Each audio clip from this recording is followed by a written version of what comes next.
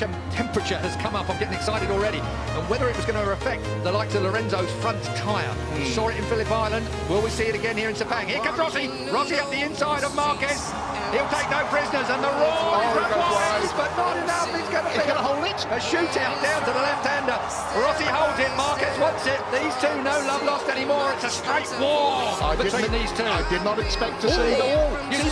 Marquez lost the rear. He got on the gas and round it went. We've seen him down his elbow. He's got problems. He can't that. He tore his elbow out in qualifying. If you saw that particular footage, it was unbelievable. He should have gone down. He didn't go down. And now Marquez is chasing Valentino Rossi. Rossi limits the damage that Lorenzo is inflicting at this point.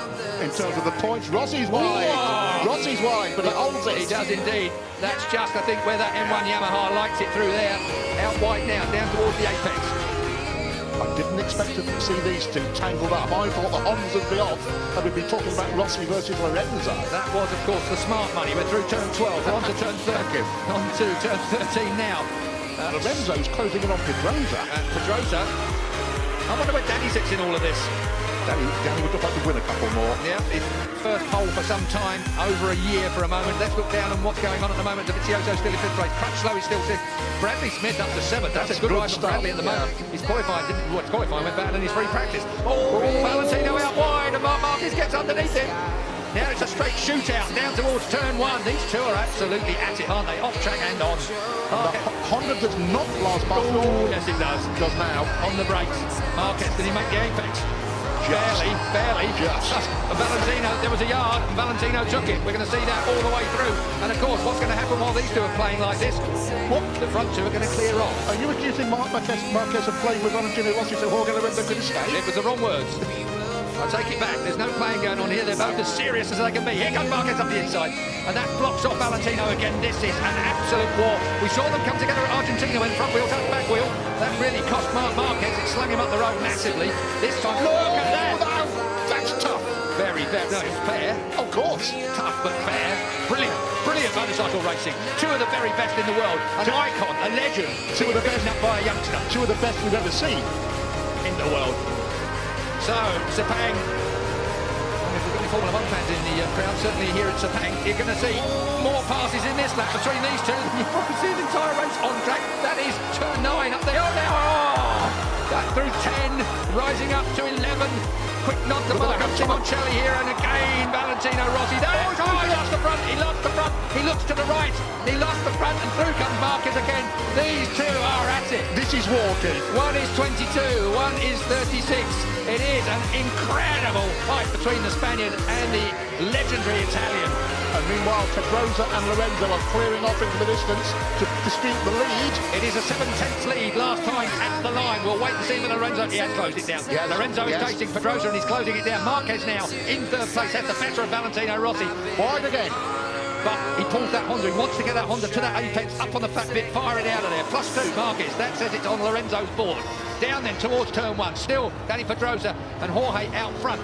What an incredible few opening laps here. 20-lap race. We're already with 15 to go. Take a look at this. Here comes Valentino. Marquez early on the gas. He's not going to allow Valentino the opportunity. Did Valentino actually headbutt the back of the Repsol Honda? Involuntarily. Through. Oh. Man, you have no idea how hard that is to do, let alone stay on it. How close do you like it? Oh, that close. Walked straight back through. That's a reflex action when a motorcycle slides out from underneath you. Your outside leg comes off. Incredible save there from Valentino Rossi. We saw an even bigger save from Marquez in qualifying. But we've seen Mark have a couple of serious bits of misbehaviour already this race. Look at this. I thought Valentino... We're going to see more yet.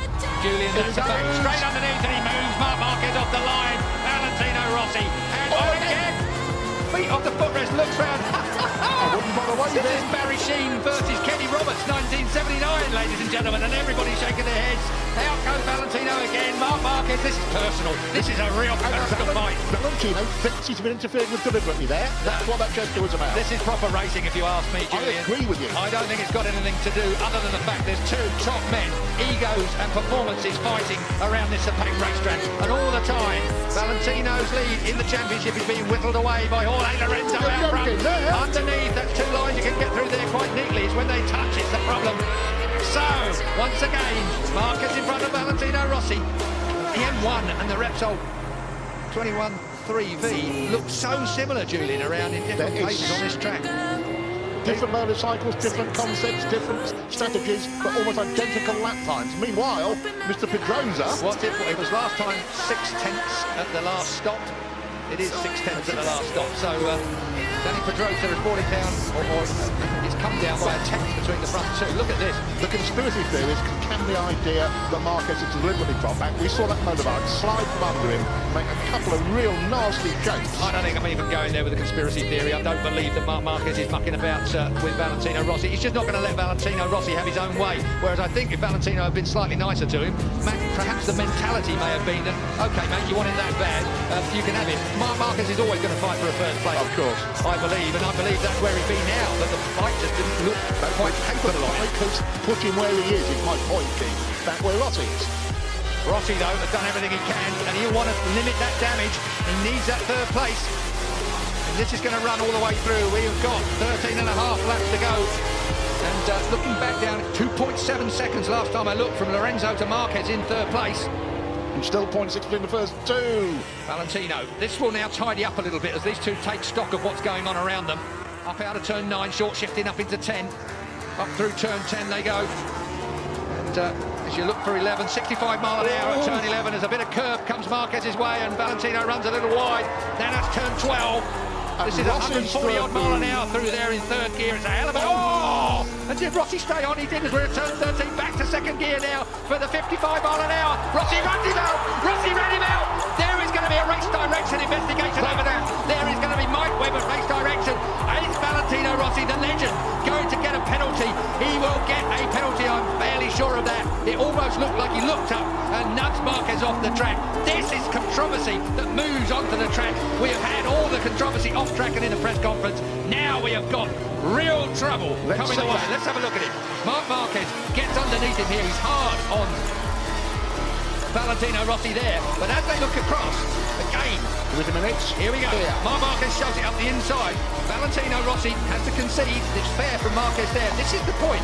Valentino looks at him and runs him out wide and then tangles up with him. I'm afraid, I'm very sorry, and I am a Valentino Rossi fan through and through, but that was not good riding. That was a personal swipe at the ex-world champion, the soon-to-be ex-world champion.